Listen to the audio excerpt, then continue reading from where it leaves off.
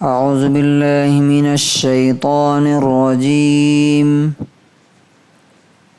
بسم اللہ الرحمن الرحیم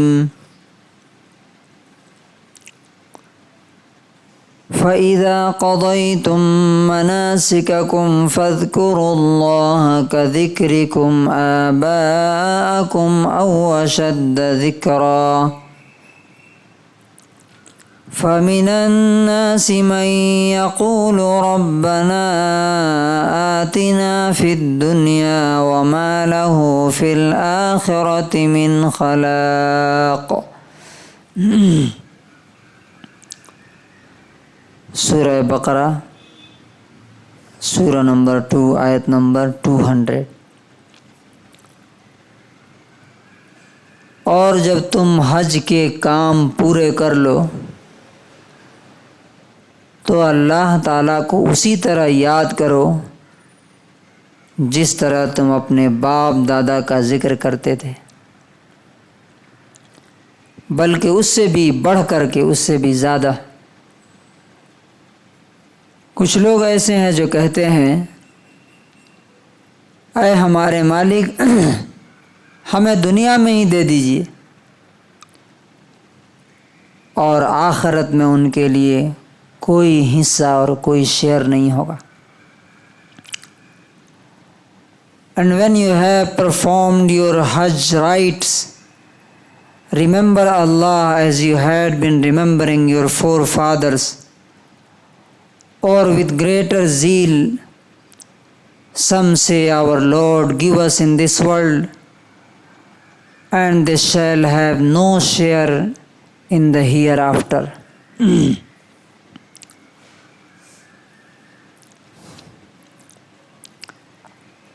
اب یہاں پر حج کے بعد،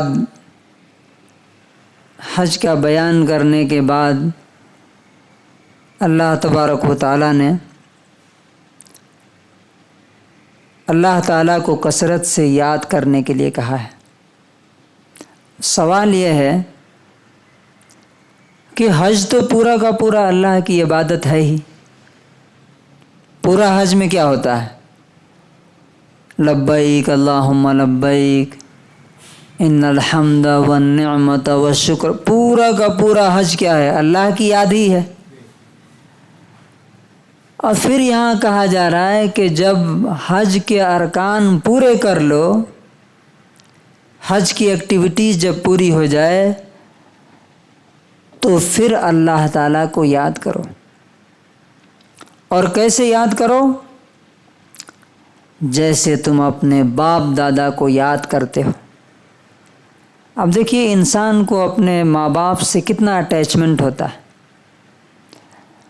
بہت سے لوگ جب یاد کرتے ہیں تو ایموشنل ہو جاتے ہیں، جذباتی ہو جاتے ہیں، اور کتنے فخر سے، محبت سے نام لیتے ہیں۔ تو اللہ تعالیٰ کہتا ہے کہ ماں باپ کو جیسے یاد کرتے ہو، باپ دادا کو جیسے یاد کرتے ہو، اس سے بڑھ کر خدا کو یاد کرو۔ اس کی وجہ کیا ہے؟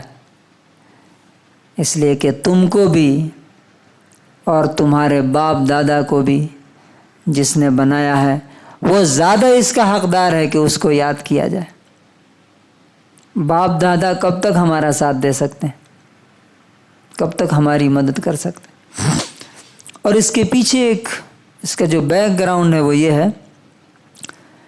کہ اسلام سے پہلے عرب کے لوگ جب حج پورے کر لیتے تھے تو مینا میں جلسے کرتے تھے، اور ان جلسوں میں کیا ہوتا تھا؟ ہمارے باپ ایسے تھے، انہوں اتنے کھانا کھلاتے تھے، اتنا غریبوں کی مدد کرتے تھے، فخر۔ اور اس کے پیچھے صرف ایک ہی مقصد تھا، کیا؟ کہ اپنے آپ کو بڑا ثابت کرنا کہ وی آر سپیریئر دین ادرس، ہم بڑے ہیں۔ اللہ تبارک و تعالیٰ نے کہا کہ اب وہ جلسے جلوس نہیں ہوگے، بلکہ اب یہ ہونا ہے کہ اس کے بعد تم اللہ تعالیٰ کو کثرت سے یاد کرو۔ اس کے بعد اللہ تعالیٰ کہتا ہے کہ کچھ لوگ ایسے ہیں جو کہتے ہیں کہ اے ہمارے رب، ہمیں دنیا میں ہی دے دیجیے۔ دیکھیے دعا کیا ہے؟ دعا ہے دل کی آواز۔ انسان کے دل میں جو ہوتا ہے وہی اس کی زبان پر آتا ہے۔ تو انسان اپنے آپ کو چیک کر سکتا ہے کہ میرے دل میں کیا ہے۔ وہ کیسے؟ اس کی زبان سے دعا کیا نکلتی ہے۔ مثلا اکثر لوگوں کی دعا کیا ہوتی ہے؟ یا اللہ مجھے پیسے دیجئے، مجھے صحت دیجئے، میرے بچوں کو سیٹل کر دیجئے۔ کیوں؟ اس لیے کہ یہی ان کی پوری زندگی کا کیا ہے؟ چکی ہے جو گھوم رہی ہے، جس کے ارد گرد وہ گھوم رہے ہیں۔ بچے، میں اور پیسہ، گھر، کاروبار، بس یہ ایک سرکل ہے، اسی کے ارد گرد لائف گھوم رہی ہے۔ تو جب ہاتھ اٹھائیں گے دعا کرنے کے لیے تو کیا مانگیں گے؟ یہی دنیا۔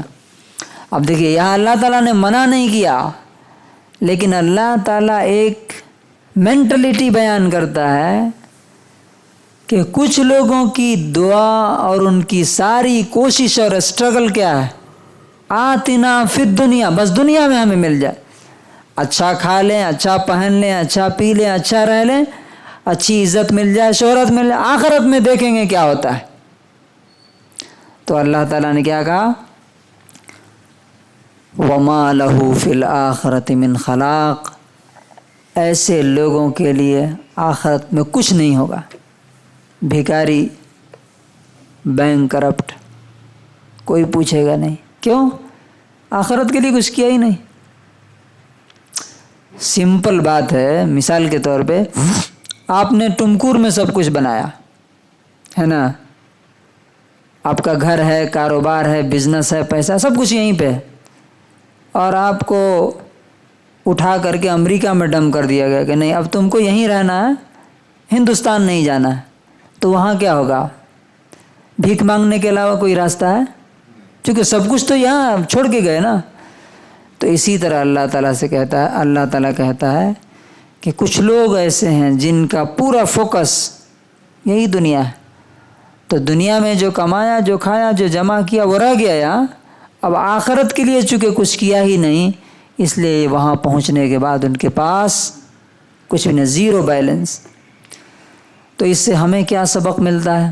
ہمارے لیے اس میں کیا لیسن ہے؟ نمبر 1، اللہ تعالیٰ کو زیادہ سے زیادہ یاد کرنا، اس لیے کہ یہی اصل زندگی ہے۔ ابن قیم رحمۃ اللہ علیہ فرماتے ہیں، بہت پوائنٹ کی بات ہے یہ، کہ انسان کی اصل زندگی وہی ہے جس میں وہ اللہ کو یاد رکھتا ہے، اور جتنا پیریڈ وہ اللہ کو بھول کے گزارتا ہے وہ اصل میں اس کی موت کا پیریڈ ہے۔ وہ گویا کہ وہ مردہ حالت میں اس نے گزارا۔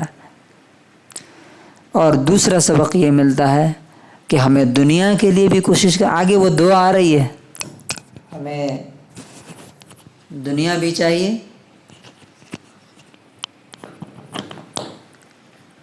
اور آخرت میں بھی چاہیے، تو دونوں کے لیے کوششیں اور دعائیں ہونی چاہیے۔ اللہ تبارک و تعالیٰ، لیکن مین فوکس، فرسٹ ٹارگٹ ہمارا آخرت ہونا چاہیے۔ اللہ تعالیٰ ہمیں ویسا بنائے جیسا وہ دیکھنا چاہتا ہے، جیسا وہ انسان پسند کرتا ہے۔ سبحان اللہ و بحمدہ، سبحان اللہ۔